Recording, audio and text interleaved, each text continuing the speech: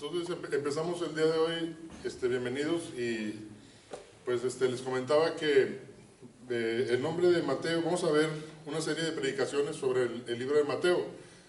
Son 13 predicaciones, estamos en mayo, ¿verdad? Mayo, junio, julio, agosto, todo este tiempo vamos a estar viendo el libro de Mateo. Y ahorita nos va a tocar la primera, que es la introducción a este maravilloso evangelio. Les comentaba que Leví significa adoración, porque también Mateo se llamaba Leví, y Mateo significa regalo de Dios. Y bueno, tanto una cosa como la otra, nosotros como creyentes lo tenemos, ¿verdad?, en nuestras vidas. Ahorita acabamos de adorar a Dios, pero también tenemos un regalo de Dios. ¿Cuál es ese regalo, hermanos? Su Hijo Jesucristo, la vida eterna, ¿verdad? Y aquí en el Evangelio de Mateo vemos este inicio, después de este silencio profético, desde los últimos profetas hasta Mateo, pues se estaba esperando al Mesías, y mucho antes, también siglos, milenios, se estaba esperando al Mesías, y finalmente llega el momento, y bueno, pues como todos sabemos la historia, ¿verdad?, el Hijo de Dios viene a la tierra, y hay varios escritos en la palabra de Dios que se llaman evangelios, que todos sabemos que es Mateo, Marcos y Lucas y Juan. Entonces, el libro de Mateo muestra a Cristo como un rey, como un Mesías, como lo que es, ¿verdad?, que era el Mesías que iba a venir, y como el rey de los judíos que estaban esperando. Y en ese sentido vamos a ver el Evangelio de Mateo en estas predicaciones que vienen, pero en otros evangelios también se muestra a Cristo, por ejemplo, en el Evangelio de Lucas como el Hijo del Hombre, en el Evangelio de Juan como el Hijo de Dios, en el Evangelio de Marcos Jesús es el siervo, y aquí en Mateo Jesús es el Mesías reinante. ¿Y por qué es este énfasis? Porque Mateo fue escrito para el tiempo de los judíos y para los judíos de aquel entonces, para que quedara una constante o un registro por escrito de que el Mesías había venido y había sido aceptado o rechazado en su mayoría, pero había venido, y eso quedó escrito. Y de hecho le estaba yo comentando también a mi esposa que los judíos de ese tiempo de Palestina tuvieron su oportunidad de escuchar al Mesías de viva voz y creer, tuvieron esa oportunidad. Pero después, como sabemos y hemos estudiado, ¿verdad?, algunos de nosotros, en otras partes del Imperio Romano, porque ya el Imperio Romano estaba dominando, pues había otras comunidades de judíos, otras sinagogas, y seguramente este Evangelio de Mateo fue llevado a esas, para que ellos también tuvieran esa oportunidad de creer. Entonces, todos los judíos de su tiempo fueron teniendo esta oportunidad, aunque a lo mejor algunos no lo vivieron de primera mano, pero se les dio este Evangelio para que pudieran tener las pruebas de tres cosas. Una, las profecías del Antiguo Testamento cumplidas en este hombre que era este Mesías. Otra, las enseñanzas directamente de él, que vemos aquí en este Evangelio varios sermones. Y por último, también lo que él dejó como profecías hacia el futuro, que ya vamos a ver en los últimos capítulos, casi en los últimos, capítulo 24 de Mateo, cómo él dejó algunas profecías de lo que iba a venir, a pasar, ¿verdad? Entre ellas, la destrucción de Jerusalén en el año 70. Y bueno, pues Mateo, ¿quién era? Era uno de los discípulos que era un recaudador de impuestos. ¿Y dónde vivía? En Capernaum. Capernaum era una ciudad fronteriza, y era, en realidad, el puesto que él tenía ahí era recaudador de impuestos, y pues con este puesto, pues él tenía la vida resuelta, porque siendo una ciudad fronteriza, todas las personas que Ahorita me acuerdo del hermano Eugenio que dice que cuando estamos de acá, la izquierda es acá, la derecha es acá y la izquierda es acá, ¿verdad? Entonces, todas las personas que venían de lo que es Babilonia o Ur, ¿verdad? O sea, Babilonia, Ur, Persia, todo eso, venían del este, ¿sí? Y no atravesaban por el desierto, sino que iban por un camino que era Mesopotamia, entre el río Tigris y Éufrates, y esa zona era muy verde. Y todos los que venían viajaban por esa parte, llegaban por acá por Siria, por Damasco, y luego bajaban al borde de lo que es el mar Mediterráneo, donde sigue habiendo agua, ¿verdad? Como humanos siempre buscamos el agua, ahorita no tenemos agua. Entonces, desde entonces siempre íbamos por lo verdecito, por lo donde hay agua, y bajaban por Capernaum. Y entonces ahí estaba Mateo, muy contento porque tenía ese privilegio, si lo podemos ver en las cosas de este mundo, tenía ese privilegio de sacar una buena partida con su trabajo. Porque si pasaba, él tenía que recaudar los impuestos y darlos a los romanos, ¿verdad? Pero si pasaban alguien con alguna otra mercancía que no querían documentar, por ejemplo, él les podría decir un oro, no loro, ¿verdad? Un oro o una plata o cualquier tesoro. Oye, no, mira, cállate y si quieres pásalo, dame tantito aquí. Y ya no hay problema, no lo documentamos, no lo mencionamos con los romanos, ¿verdad?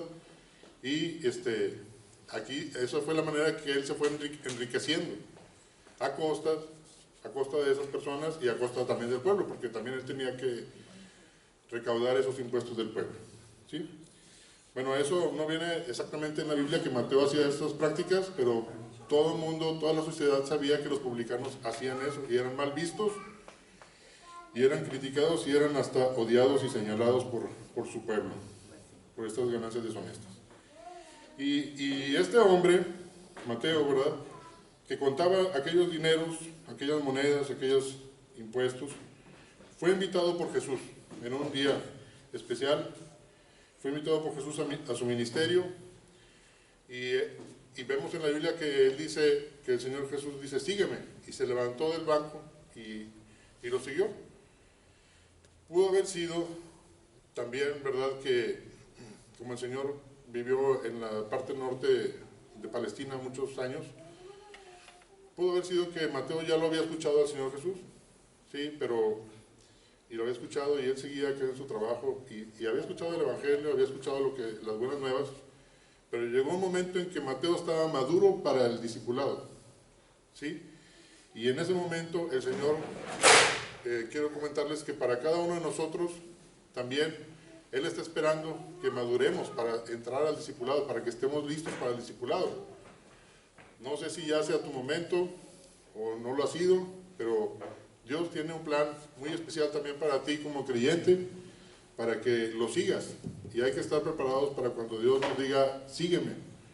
El Señor Jesucristo nos diga, sígueme. Entonces, ahora Mateo ya no, a él aceptó seguirlo, tomó esa decisión, valiente decisión, porque no sé si han escuchado ustedes una historia de un invasor, no sé si fue Hernán Cortés o quién, pero que llegó con sus barcos a una parte y al momento de bajar y empezar a avanzar, él mandó quemar los barcos. ¿Para qué? Para que la gente ya no se regresara a sus barcos, los tripulantes no se les rebelaran ni se regresaran, siguieran adelante con la misión que iban a hacer, ¿verdad?, de invadir. De esta misma manera Mateo, eso fue lo que hizo, quemó sus barcos, bueno, quemó su banco, vamos a decir aquí, porque él ya no podía regresar a ese puesto. A lo mejor los pescadores, Pedro y todos los demás, si se desanimaban y lo que fuera, podrían regresar a pescar, si esto no funcionaba, pero Mateo no. Mateo, los romanos no lo iban a estar esperando a ver si regresaba o no, ellos ponían a otro y listo, se acabó. Entonces, me gustaría hacer notar esa decisión de Mateo, de que aún teniendo todas esas riquezas y toda esa vida próspera, aunque fuera deshonestamente, pero él decide dejarlo y le da prioridad al reino de Dios, porque eso es lo que Jesucristo vino a dar y se ve mucho en este Evangelio de Mateo. Todas las palabras como rey, reino, mandamientos, ¿verdad? Que se ven en el Antiguo Testamento, en Mateo se siguen repitiendo, porque este evangelio conecta el Antiguo Testamento con el Nuevo Testamento. Algunas personas dicen que Mateo es el evangelio más importante. Es una obra muy ordenada también, porque así como Mateo hacía, si ustedes, hay aquí algún contador, no veo a mi hermano Charles, pero bueno, o los que están acá en las finanzas, ¿verdad? Sabemos que hay que hacer listas y todo tiene que cuadrar, tiene que ser bien ordenado. De esa misma manera Mateo en el evangelio ordena las cosas, ¿verdad? Va poniendo los milagros de Jesús y luego pone las enseñanzas en una sola sección y luego pone otra vez las parábolas y luego pone los milagros de Jesús y luego otros hechos que suceden y luego en otra parte sigue poniendo esas columnas. Ahora ya no está contando y ordenando los dineros, ahora está contando la vida del rey Mesías que estaba siendo esperado por tanto tiempo. Y de esto vamos a empezar a ver que del capítulo 1 al 4, Mateo nos presenta a Jesús como el rey, primero con su genealogía.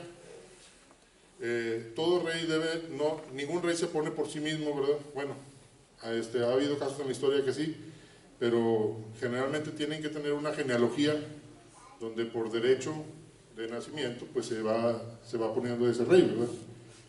Y se forman las dinastías. Entonces vemos nosotros en los primeros capítulos, en el primer capítulo, que está la genealogía del Señor y todo concuerda para que este descendiente de David sea el rey que están esperando. Después vienen los hechos del nacimiento del Señor Jesús también, aquí en Mateo, capítulos también en el 1, en el 2, y luego ya en el 3 y 4 vemos la preparación del Señor Jesús, y a partir del capítulo 4, versículo 17, vemos un parteaguas, dice: desde entonces comenzó Jesús a predicar y a decir: arrepentíos, porque el reino de los cielos se ha acercado. Y aquí termina la introducción del Evangelio de Mateo, en el 4:17, y entonces dice: desde entonces comenzó Jesús a predicar, empieza ya el cuerpo del Evangelio.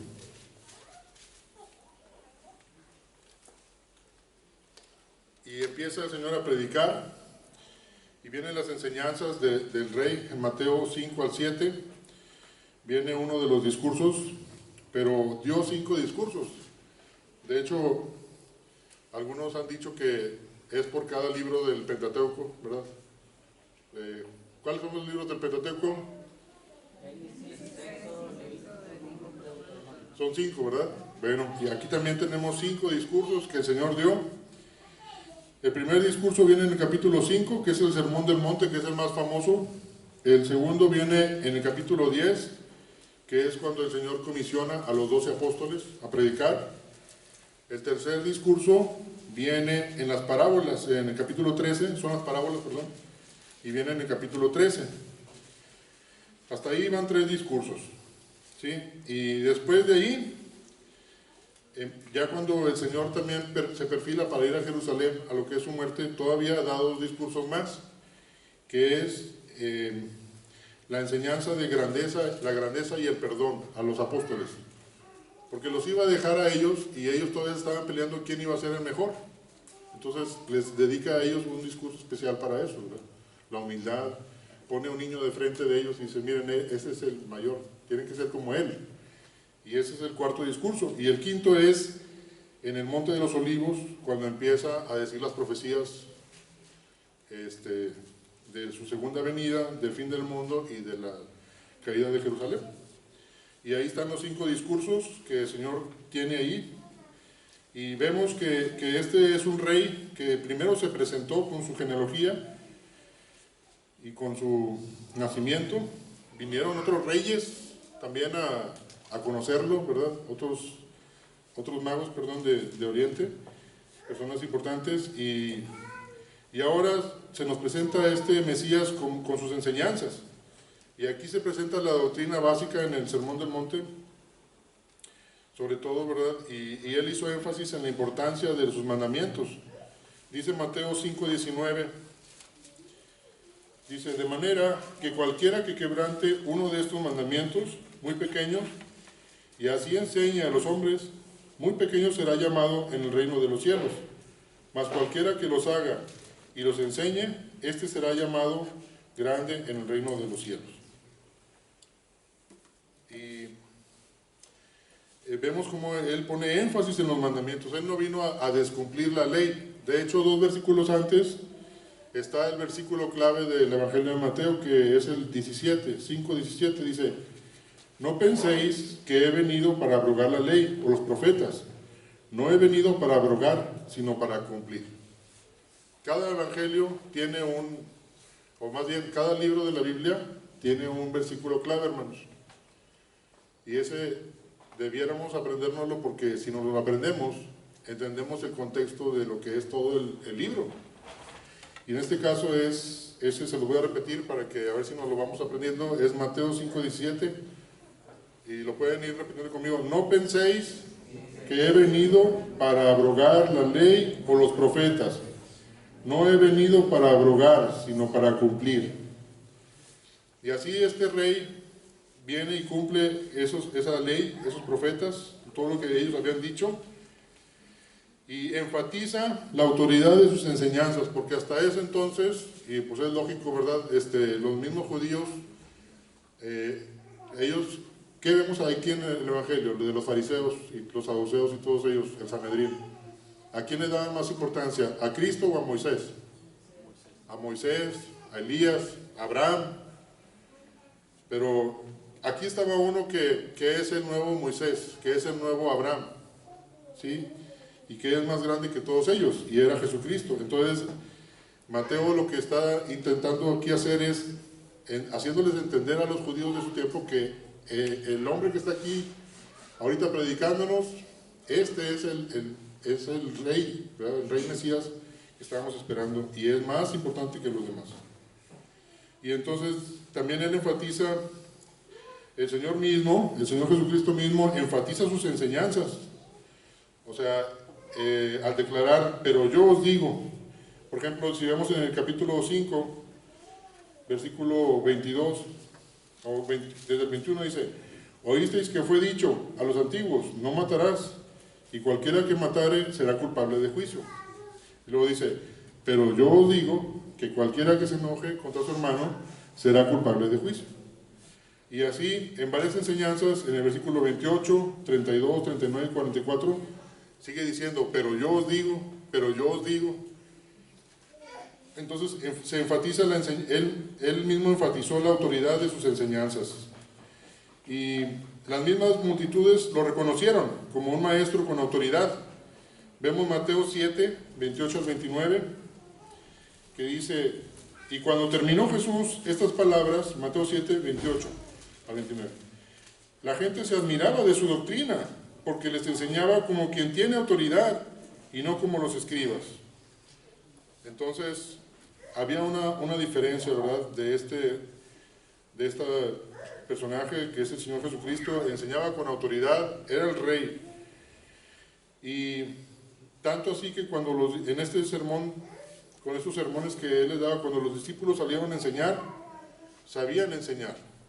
El Señor Jesús les enseñó, ¿verdad? Hacer las cosas, como hemos visto en los estudios que estamos llevando ahorita.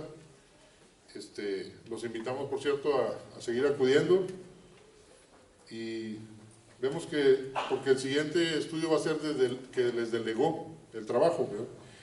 Y igual aquí. Entonces, volviendo a lo que es el Sermón del Monte, no sé si lo han leído, hermanos, lo hemos leído muchas veces, tal vez, ¿verdad?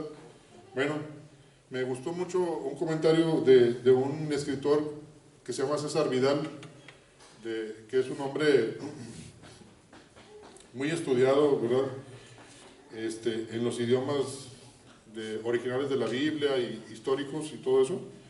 Él creyente también. Y este comentario lo anoté así literal porque me pareció sumamente importante. Dice, algunos autores, es en relación al Sermón del Monte, algunos autores han definido el Sermón del Monte como una enseñanza de exceso. Si por exceso se entiende la conducta de los fanáticos, de enloquecidos, ciertamente no lo es. Si por el contrario por exceso se comprende que va más allá de la conducta habitual de los seres humanos, la definición es correcta. Lo que hace el común de los mortales no puede ser la regla de la conducta de los discípulos de Jesús. Por el contrario, su mira debe estar en reflejar la bondad específica de Dios. Entonces nosotros a veces leemos las enseñanzas, o alguien puede leer las enseñanzas de Cristo y decir, oye, pues esto es muy exagerado, ¿cómo me voy a quitar el ojo? ¿Cómo me voy a cortar la mano? ¿O cómo le voy a ayudar a cargar eso otra milla? Esto está muy exagerado, ¿no? Esto no. Y nos ponemos nosotros a juzgar el sermón del monte, cuando en realidad el sermón del monte es el que nos está juzgando a nosotros. No sé si me estoy dando a entender, ¿verdad? Entonces, nosotros no somos el referente para lo que es lo correcto y lo bueno. El referente es la misma palabra de Dios. Y esto, bueno, con este comentario de este hermano, pues se explica también bastante bien, ¿no? Y bueno, continuamos con el sermón, hermanos. Y aquí vemos que en el capítulo, vamos avanzando, ¿verdad? Termina el sermón del monte, y en el capítulo 8 y hasta el 10 se nos muestra el poder del rey. Vienen muchos acontecimientos escritos, relatos de cómo el Señor sanó y tuvo poder sobre las enfermedades, sobre los demonios, sobre los hombres, sobre la naturaleza misma, para sanar y perdonar, poder sobre la muerte incluso. Y bueno, ¿cómo quisiéramos que nuestros gobernantes tuvieran ese poder sobre los hombres, sobre la naturaleza? Le estaba comentando, me acordaba yo, no voy a decir nombres, pero un gobernante se inundó Tabasco y sale ahí en el helicóptero, ¿verdad? Y dice, no, pues vamos a inundar esta otra parte, porque es la parte pobre de Tabasco y va a quedar donde estaban los ricos, ahí no quiso inundar. Entonces, qué bueno fue muy criticado, ¿verdad? Por eso, porque dijo, oye, mira, no que apoyaba a los pobres y ahora los está inundando y a los ricos los dejó bien, ¿verdad? Pues es que el ser humano no tiene un poder para resolver todos los problemas. Ningún presidente va a hacer eso, ningún gobernante, ningún rey. El Señor sí. El Señor Jesucristo sí tiene ese poder sobre la naturaleza, sobre los hombres, poder para sanar y para perdonar. Y vaya que el perdón del Señor es transformador. Lo vemos aquí en la vida de Mateo, ¿verdad? Y cada uno de nosotros lo podemos ver en nuestras vidas, que el perdón del Señor es transformador, nos va transformando de gloria en gloria. ¿Amén? Amén. Entonces, aquí el Señor también tiene poder sobre la ceguera física y sobre la ceguera espiritual. Y quiera Dios que nos siga abriendo nuestros ojos también para entenderlo más y conocerlo más. Y sobre todo también para proclamar las buenas nuevas, ese poder que iba a equiparía a los discípulos a seguir con estas buenas nuevas. Entonces vamos ya, capítulo 8 al 10 es el poder del rey. Pasamos al capítulo 11, en donde, ¿qué pasó? Hay una oposición y un rechazo al rey. Del 11 al 16 podemos ver, prácticamente hasta el 16 hay un rechazo. Vino el rey, se nos presentó con su genealogía, se nos presentó los hechos de su nacimiento, ¿verdad? Se nos presentaron las enseñanzas con ese nivel sin precedentes de autoridad y de pureza y de bondad y de justicia. Y para la humanidad eso no fue suficiente, lo rechazaron. Y vemos en el versículo 16-21 algo que se parece al versículo 4:17, porque en el 4:17 decía, desde entonces comenzó Jesús a predicar, ¿verdad? Ahora en el 16:21, ¿alguien lo tiene? Mateo 16:21. Dice, desde entonces comenzó Jesús a declarar que a sus discípulos que le era necesario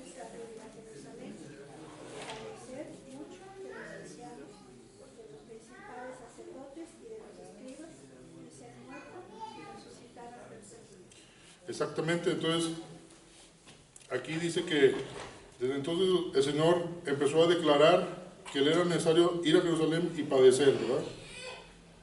Y aquí se acaba ya la esencia del Evangelio. Ya vimos la introducción, ya vimos el cuerpo del Evangelio de Mateo, y a este nivel del capítulo 16, 21, entramos en otra fase donde ya el Señor tiene en su mente que va a Jerusalén. ¿Sí? Empieza lo que es la conclusión del Evangelio de Mateo, desde el capítulo 16, ahí empieza la conclusión. Y el Señor se prepara para la muerte y la resurrección.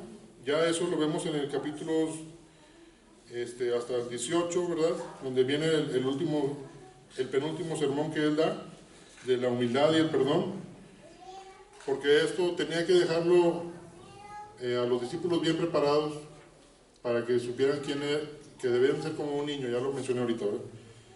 Y llegamos a los capítulos 24 y 25. ¿Sí?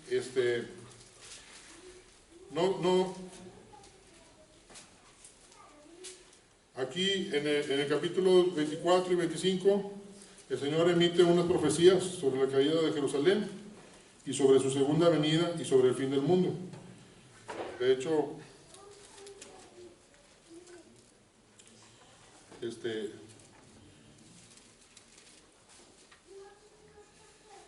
pues todos hemos escuchado esas cosas, ¿verdad? Respecto a la segunda venida de Cristo, respecto al fin del mundo. Hay conceptos como el rapto, la tribulación, y bueno, en esta sección el Señor nos habla de ello. Y así como se cumplieron esas 300 profecías, más de 300 profecías del nacimiento, la muerte y resurrección de Jesús, de esa misma manera, así también se cumplirán las profecías sobre la segunda venida de Cristo de manera corporal.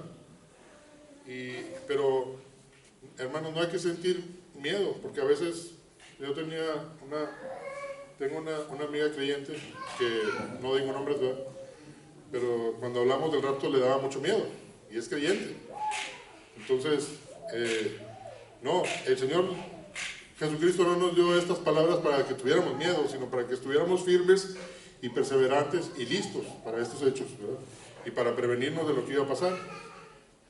El Evangelio, como sabemos, es con los pies sobre la tierra. No es de que todo iba a ser un lecho de rosas, de pétalos de rosa, ¿verdad? Iba a haber tribulación y todo, pero el Señor iba a estar con nosotros. Entonces, ¿qué dice Hebreos 10, 36 y 37? Dice, ustedes necesitan perseverar para que después de haber cumplido la voluntad de Dios reciban lo que Él ha prometido. Pues dentro de muy poco tiempo el que ha de venir vendrá y no tardará.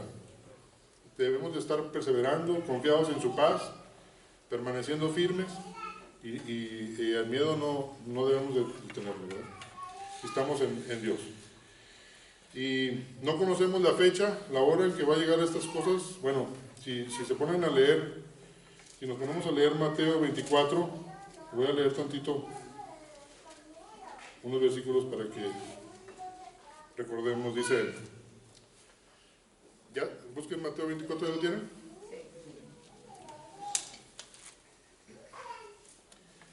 Dice, cuando Jesús salió del templo y se iba, se acercaron sus discípulos para mostrarle los edificios del templo. Respondiendo a él, les dijo, ¿veis todo esto? De cierto os digo que no quedará aquí piedra sobre piedra que no sea derribada. Y estando sentado en el monte de los olivos, los discípulos se le acercaron aparte, diciendo, dinos, ¿cuándo serán estas cosas? O sea, lo de la piedra sobre piedra, ¿verdad? La caída de Jerusalén. ¿Y qué señal habrá de tu venida? Otra cosa. Y del fin del mundo, del siglo, otra cosa. Respondiendo Jesús les dijo, mirad que nadie os engañe, porque vendrán muchos en mi nombre diciendo, yo soy el Cristo, y a muchos engañarán, y oiréis de guerras y rumores de guerras. Mirad que no os turbéis, porque es necesario que todo esto acontezca, pero aún no es el fin. Porque se levantará nación contra nación y reino contra reino. Habrá pestes y hambres, lo que estamos viendo también ahorita cada vez más, que nos comentaba nuestro hermano Víctor, y terremotos en diferentes lugares. Y todo esto será principio de dolores. Y sigue explicando, ¿verdad? pero termina con una cosa que dice en el versículo 12, y por haberse multiplicado la maldad, el amor de muchos se enfriará. Mas el que persevere hasta el fin, este será salvo. Y es lo que estamos viendo ahorita con la maldad. Se ha multiplicado y el amor de Cristo, el amor de la palabra de Dios, el amor hacia las cosas de Dios se ha enfriado. El amor entre los seres humanos se ha enfriado. Ya, pues estamos de esa manera, ¿verdad? Y bueno, vamos a pasar ahora a... Yo quisiera también comentarles algo sobre las alusiones de la muerte del Mesías. Cómo se cumplieron esas profecías que estaban desde el Antiguo Testamento. Dice Zacarías 13:7, levántate, oh espada, contra el pastor y contra el hombre compañero mío, dice Jehová de los ejércitos. Hiere al pastor y serán dispersadas las ovejas, y haré volver mi mano contra los pequeñitos. Entonces, eso pasó en Mateo 26:31. Donde dice,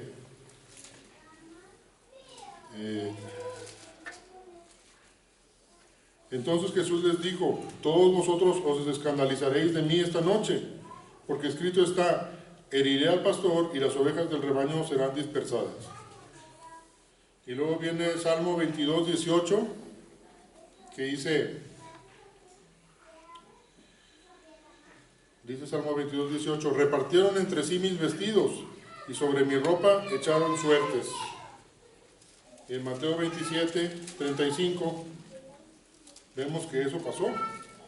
Dice, cuando le hubieron crucificado, repartieron entre sí sus vestidos, echando suertes, para que se cumpliese lo dicho por el profeta. Partieron entre sí mis vestidos, y sobre mi ropa echaron suertes.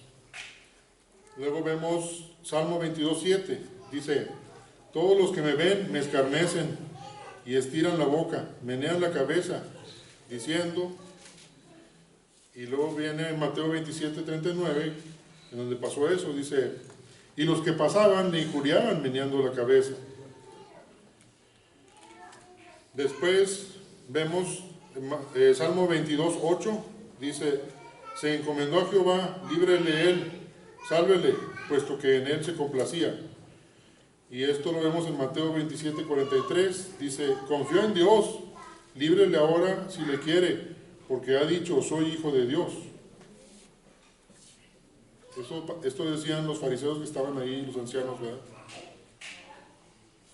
Y luego vemos Salmo 22:1 y 2, Dios mío, ¿por qué me has desamparado? ¿Por qué estás tan lejos de mi salvación y de las palabras de mi clamor? Dios mío, clamo de día y no respondes, y de noche y no hay para mí reposo. Y en Mateo 27:46 se ve eso. Dice, cerca de la hora novena, Jesús clamó a gran voz diciendo, Elí, Elí, lama sabactani. Esto es, Dios mío, ¿por qué me has desamparado? En Isaías 53:7 dice, angustiado él y afligido, no abrió su boca. Como cordero fue llevado al matadero, y como oveja delante de sus trasquiladores enmudeció y no abrió su boca.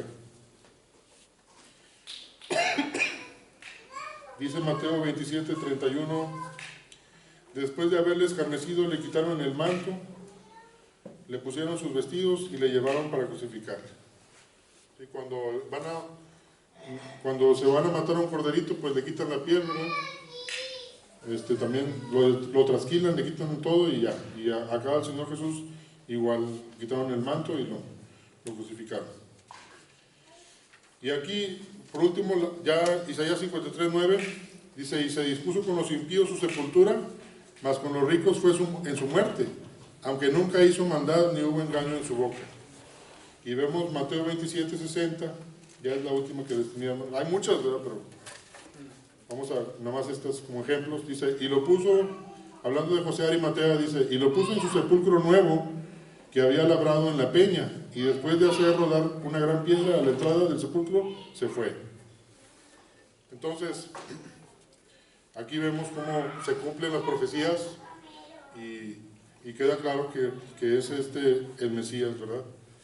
Con sus enseñanzas también nos queda claro que es el Mesías, por la autoridad que tienen y la calidad de justicia y de pureza, y por las profecías que se van a cumplir también. Él como profeta nos anima a confiar en él, ¿verdad? Y ya como vamos a resumir aquí en lo siguiente. Mateo, el rey, fue presentado, el rey dio sus enseñanzas y mostró su poder, pero fue rechazado. Pero hubo algunos pocos entre ellos, como Mateo y los demás discípulos, excepto Judas, ¿verdad?, a quienes también se les presentó este rey, y escucharon sus enseñanzas, fueron testigos de su poder, y pudieron aceptarlo y seguirlo. Y esto a veces no lo vemos, ¿verdad?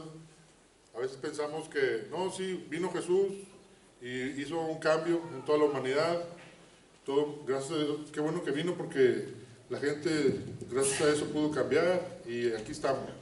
Y no, en realidad, la mayoría de la gente no lo escuchó.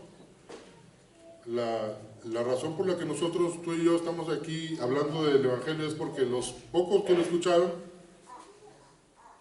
pudieron seguirlo y ser sus discípulos y hacer otros discípulos y hasta aquí. Pero si fuera porque, si Mateo y los demás apóstoles no hubieran obedecido al Señor y seguido en su camino, no estaríamos hablando ahorita de Mateo.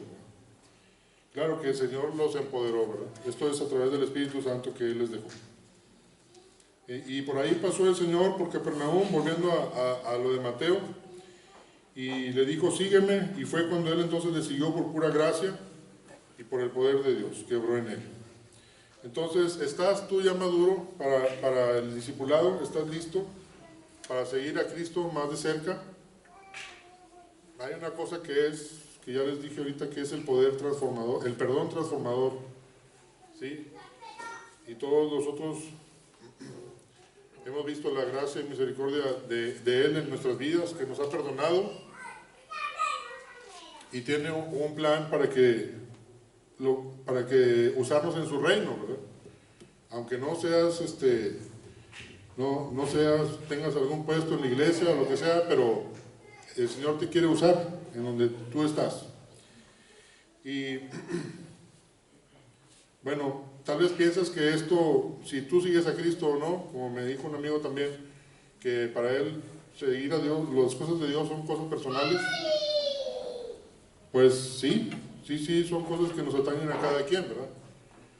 Pero sí va a afectar a los demás el hecho de que decidamos si lo vamos a seguir o no, porque como ya lo vimos con los apóstoles ahorita, ¿verdad?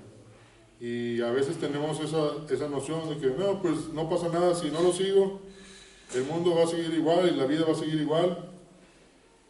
Y es más, hasta se puede llegar a pensar, si quiero disfrutar más de la vida, ¿verdad?, y gozar más, tener más libertad, y si sigo a Cristo, pues ya no voy a poder tener esa libertad, cuando eso es una mentira, porque la vida en Cristo es una libertad.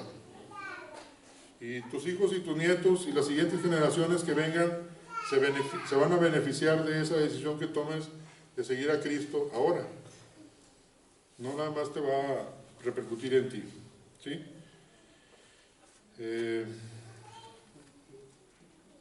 Sí podemos ahora ver la importancia de este hecho, de decidirlo o no, de seguir a Cristo. Quiera Dios que sí lo hagas, hermano. Y bueno, oremos que así sea. Y voy a terminar con una frase de Jonathan Edwards, un creyente estadounidense, que me gustó mucho. Dice, una vida de santidad es de las vidas más placenteras en este mundo, porque en tal vida tenemos los comienzos imperfectos de la visión eterna y bendecida de Dios. Tenemos las semillas de la bendición sembradas en nuestras almas y ya han comenzado a brotar.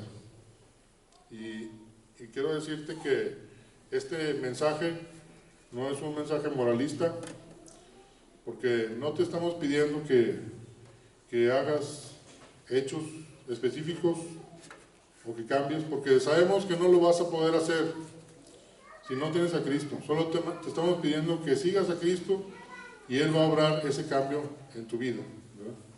Es un mensaje que no es moralista, pero por otro lado es un mensaje de esperanza, de estas buenas nuevas, de estas nuevas noticias que pues vinieron a cambiar en nuestras vidas de algunos que estamos aquí, y también puede cambiar la tuya si tú decides levantarte de esa vida cómoda, de ese banquillo de los impuestos como Mateo, ¿verdad?